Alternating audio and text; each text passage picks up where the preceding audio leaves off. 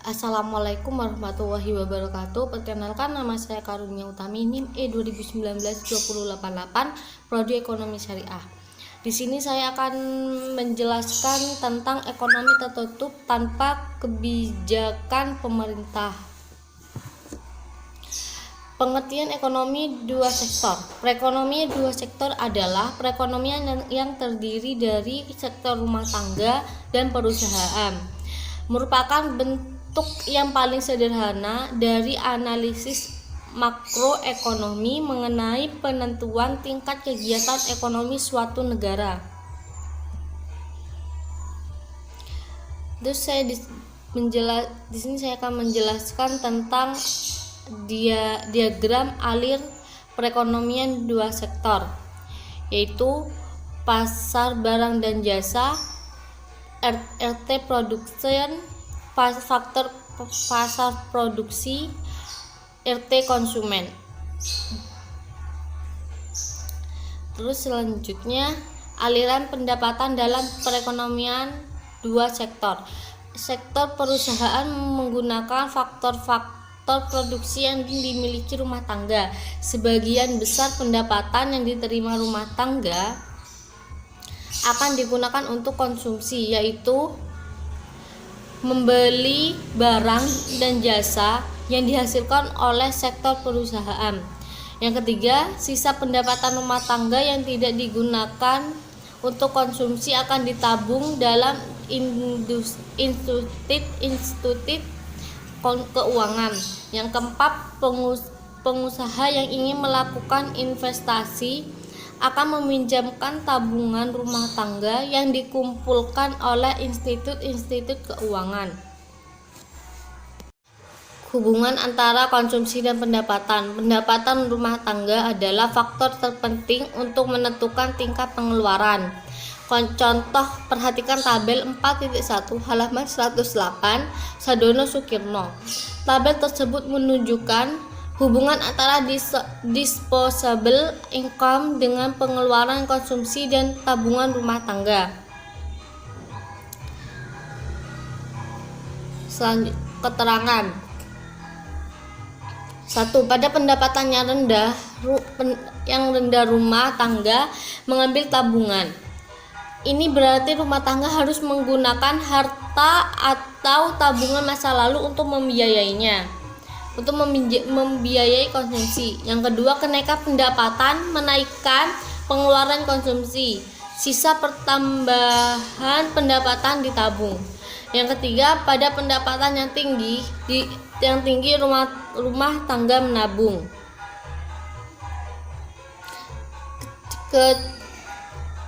Kecondongan konsumsi.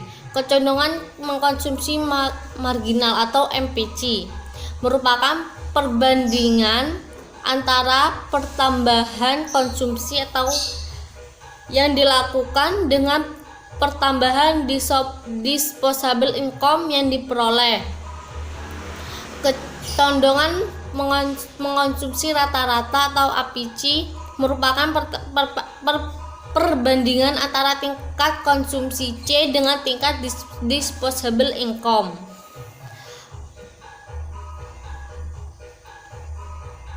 Fungsi konsumsi dan tabungan. Fungsi konsumsi yaitu suatu fungsi yang menggambarkan sifat hubungan antara tingkat konsumsi rumah tangga dalam perekonomian dengan pendapatan nasional atau pendapatan disposable. Fungsinya adalah C sama dengan A ditambah BY atau C sama dengan A ditambah BYD, di mana A konsumsi rumah tangga saat pendapatan nasional sama dengan O, B sama dengan MPC.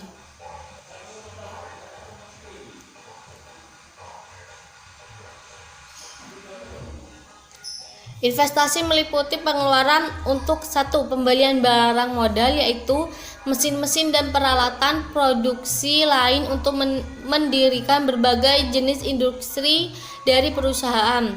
Yang kedua, penggantian barang-barang modal yang telah didepresiasikan. Yang ketiga, pengeluaran untuk bangunan kantor, pabrik, dan lain-lain. Yang keempat, pertambahan nilai stok barang-barang yang belum terjual. Jumlah investasi tersebut disebut investasi bruto, sedangkan investasi neto didapat dari investasi bruto dikurangi depresiasi. Kecondongan menabung.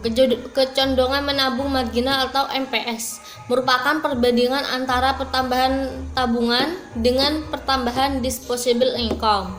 Yang kedua, kecondongan menabung rata-rata menunjukkan perbandingan di antara tabungan.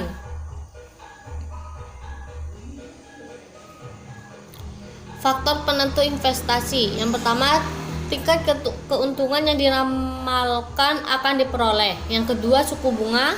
Yang ketiga, ramalan mengenai keadaan ekonomi di masa depan. Yang keempat, kemajuan teknologi. Yang kelima, tingkat pendapatan nasional dan perubahannya. Yang keenam, keuntungan yang diperoleh perusahaan-perusahaan. Selanjutnya, investasi dan fungsi investasi. Yang pertama, pengertian investasi. Investasi sering dikenal dengan nama penanaman modal. Investasi merupakan komponen kedua yang menentukan pengeluaran agregat.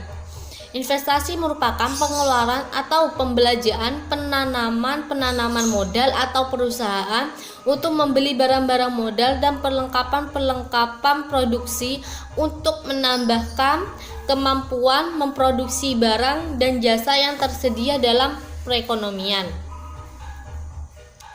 Fungsi investasi merupakan fungsi yang menunjukkan hubungan antara tingkat investasi dan tingkat pendapatan nasional. Pertama, fungsi investasi otonomi merupakan investasi yang besarnya tetap atau jenis investasi yang tidak terpengaruh dengan besarnya pendapatan. Yang kedua, investasi terpengaruh merupakan investasi yang besarnya dipengaruhi oleh besarnya pendapatan nasional. Semakin tinggi pendapatan nasionalnya, semakin tinggi investasinya. Selanjutnya, keseimbangan perekonomian negara. Dalam perekonomian, dua sektor keseimbangan perekonomian negara tercapai apabila 1. Ketika pendapatan nasional sama dengan konsumsi dan investasi. Yang kedua, investasi sama dengan tabungan.